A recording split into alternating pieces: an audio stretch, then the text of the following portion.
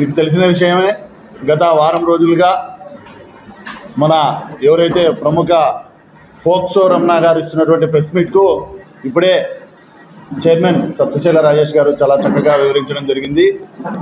పదే పదే ఫోక్సో రమణ ఒక మాట అంటాడు, మీరు రండి ప్రతిసారి నువ్వు రమ్మంటున్నావు కదా, ఎవరిని రమ్మంటున్నావో నీకు తెలుసా? నువ్వు ఎవరిని రమ్మని పిలుస్తున్నావు?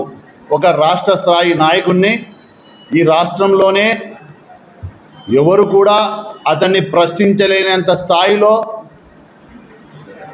సంక్షేమాలకు జగనన్నకు తోడుగా పథకాలను అందించే వాటిలో అయితేనేమి, ఆర్థిక వనరులను కల్పించే దాంట్లో అయితేనేమి, కేంద్రం నుంచి జరిగే ప్రయోజనాలు రాష్ట్రానికి వచ్చే వాటిలో అయితేనేమి, నియోజకవర్గంలో అయితేనేమి, జిల్లాకు సంబంధించి అయితేనేమి, రాయలసీమ ప్రాంతానికి అయితేనేమి అత్యంత ప్రాధాన్యత కలిగిన వ్యక్తి ఈరోజు మా రాజారెడ్డి అన్న.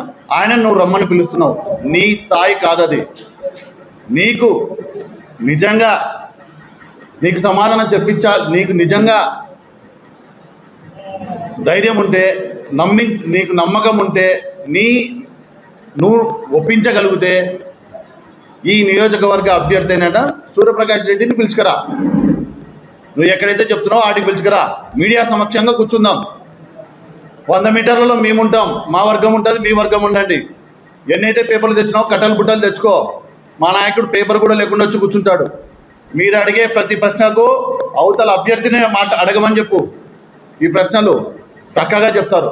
అదేవిధంగా మా రాజారెడ్డి అన్న చాలాసార్లు చెప్పడం జరిగింది సముఖంగా, వీళ్ళు ఎప్పుడైతే ఇక్కడ అభ్యర్థులుగా ప్రకటించుకొని ఇక్కడ తిరుగుతున్నారో అప్పుడే చెప్పడం జరిగింది, ఎవరైతే మీకంతా అనుమానాలు ఉన్నాయో, మీకు ఎటువంటి ఆరోపణలు ఉన్నాయో రండి, నా కారులో నేనే డ్రైవింగ్ చేసుకుంటూ తీసుకుపోతా అని చెప్పినాడు. తీసుకుపోయి మీకు వివరిస్తాను, మీకు ఆరోపణలున్నా అభ్యంతరాలున్నా అభివృద్ధి తెలియకపోయినా అన్నీ చూపించి మాట్లాడడానికి మా నాయకుడు రాజారెడ్డి అన్న రెడీగా ఉన్నాడు. దానికి కూడా మేము సరే, ఈ సమాజంలో ఎవరు మాట్లాడినా సమాధానం ఇవ్వాలి కాబట్టి ఇస్తున్నాం. నువ్వు గురువారం 10 గంటలకు రా అన్నావు కదా, కరెక్ట్ గురువారం బాగా ఎంచుకున్నావు. గురువారం గేట్ల దగ్గర ఉంటారు, ఆ బ్యాచ్తోనే నీకు సమాధానం చెప్పించే తప్ప మేము కాదని మీకు తెలియజేస్తున్నాం. అయినప్పటికీ నీకు చెప్తూ, నీపై ఉన్న ఆరోపణలు, నీతో అనవసరమైన వాదనలు ఎందుకనే కొన్ని మేము ఆపుకొని ఉన్నాం.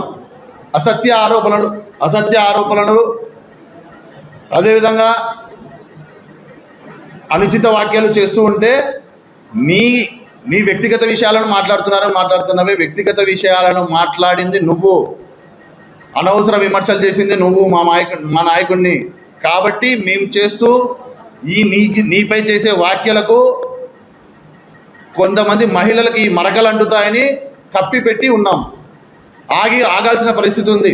మా పార్టీ సిద్ధాంతాలు కానీ, మా నాయకుడి విధానాలలో కానీ, మేము ప్రజల్లో ఉన్నటువంటి మా యొక్క మంచితనాన్ని కానీ ఇంకొకరికి ఇబ్బంది కలగకూడదు, సమాజానికి పక్కదోవపడకూడదు. లాస్ట్కి చివరికి నీ విద్యా సంస్థల్లో చదివే ఆడపిల్లలు కూడా సిగ్గుపడతారనే ఒక భావనతో అన్ని కప్పిపుంచున్నాం. అయినా సమాధానం చెప్తున్నాం. ఏదైతే సమాజానికి మేలో అంత తరహాలోనే చెప్తున్నాం.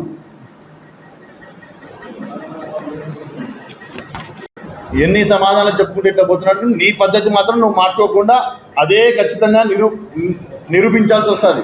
నీ పద్ధతులు అనేది మార్చుకోకపోతే ఆ గేట్లగాడి బ్యాచ్తోనే నీకు ఖచ్చితంగా సమాధానం చెప్పి పెడతాం. అట్లా నువ్వు అన్నీ చెప్తున్నావు కదా, మర్చుకోక 2-3 మాట్లాడుకుందాం. నువ్వు దీంట్లో ఫ్రాడు, ఇప్పుడు ఆయన రాజేష్ అన్న గారు చెప్పినటువంటి వాటిని ఏదైతే మీరు హాస్పిటల్ విషయం అయితేనేమి, మార్కెట్ విషయం అయితేనేమి అన్ని విషయాల్లో క్లారిటీ ఇచ్చినారు. ఇంకోటి మార్కెట్ విషయం అంటున్నారు కాబట్టి, మార్కెట్ విషయానికి అడ్డంకులు వేసింది ఎవరు? నువ్వే. మార్కెట్ కాంప్లెక్స్ నడవకుండా అది స్కూల్ స్థలం అని చెప్తావు.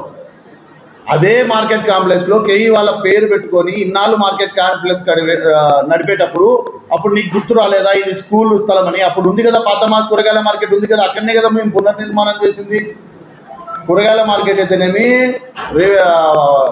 ఎంపీడీఓ ఆఫీస్కి సంబంధించిన ల్యాండ్స్ అన్ని కూడా ఎక్కడి వరకు ఉన్నాయో అన్యాక్రాంతం కాకుండా కరెక్ట్గా ఎంత రూపకంగా ఉపయోగించుకోగలము, వాటిని రోడ్స్ అయితేనేమి, చుట్టూ అవైలబిలిటీ అయితేనేమి అన్నీ పెట్టి అన్ని షాపులకు అనుకూలంగా ఉండేలాగా మేము ఏర్పాటు చేసినాము. మళ్ళీ ఆ రోజు నువ్వెందుకు ఇది ప్రభుత్వ స్థలం అని, స్కూల్కి సంబంధించిన స్థలం అని నువ్వు ఆరోపణలు చేయలేదు, కోర్టుకు వెళ్ళలేదు? కోర్టుకు వెళ్ళి ఈరోజు 8 నెలలు నిలబడడానికి కారణం నువ్వు కాదా? తీరా నిరూపించుకోలేకపోయినావు, అక్కడ ఫెయిల్ అయినావు. ఆ రోజు కేఈ వాళ్ళ పేరుంటే మాట్లాడలేదు. ఏం కేఈ వాళ్ళతో నీకున్న సత్సంబంధాల నుంచి ఆ రోజు ఎత్తలేదా? డాడీ వెంటి ఊర్లో లేకుండా వెంటివా? అదేవిధంగా నువ్వు ఇన్ని నీతులు మాట్లాడుతున్నావే, నువ్వు నడుపుతున్న శరణ్ భారత్ గ్యాస్ ఏజెన్సీ ఎవరిదండి? ఒక ఎస్సీది. రామంజీ అనే వ్యక్తిని అతన్ని నీ కబంధాస్తాల్లో పెట్టుకొని, అనగారి కులాలను నీ కంట్రోల్లో పెట్టుకొని వాళ్ళకి మొచ్చుకోకు బినామీగా నడుపుతూ, వాళ్ళ ద్వారా వాళ్ళ కష్టార్జితాన్ని నువ్వు రక్తం పిండుకొని వాళ్ళది తాగుతూ నువ్వు ఈరోజు నీతులు మాట్లాడతావు.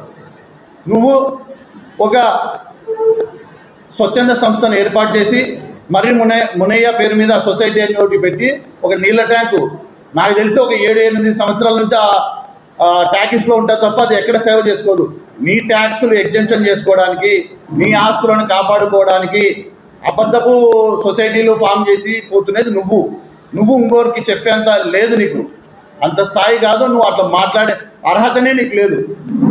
దానికి ఇంకో నిదర్శనం, ఇప్పుడు కూడా రోడ్డుకి గేట్ వేసి పెట్టుకున్నావు కదా, అది తెలిసి మాట్లాడు. అది తెరిచి స్వచ్ఛందంగా నేను నీతిగా ఉన్నానని అవన్నీ నీ ఆస్తులన్నీ క్లియర్గా ఉండేవి తీసుకొని రా.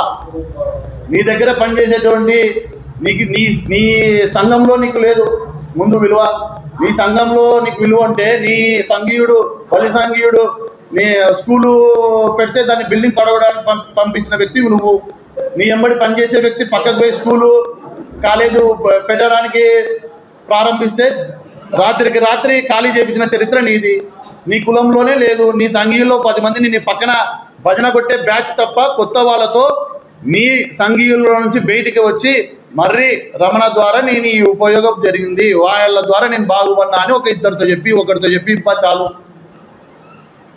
ఈరోజు మేము కానీ మా నాయకులు కానీ మా లీడర్లు కానీ సంఘానికి ఏ విధంగా ప్రజలకు ఎట్లా అందుబాటులో ఉంటున్నారు, ఎవరు ఎలా ఉంటున్నారు అనేది ప్రజలందరికీ తెలుసు.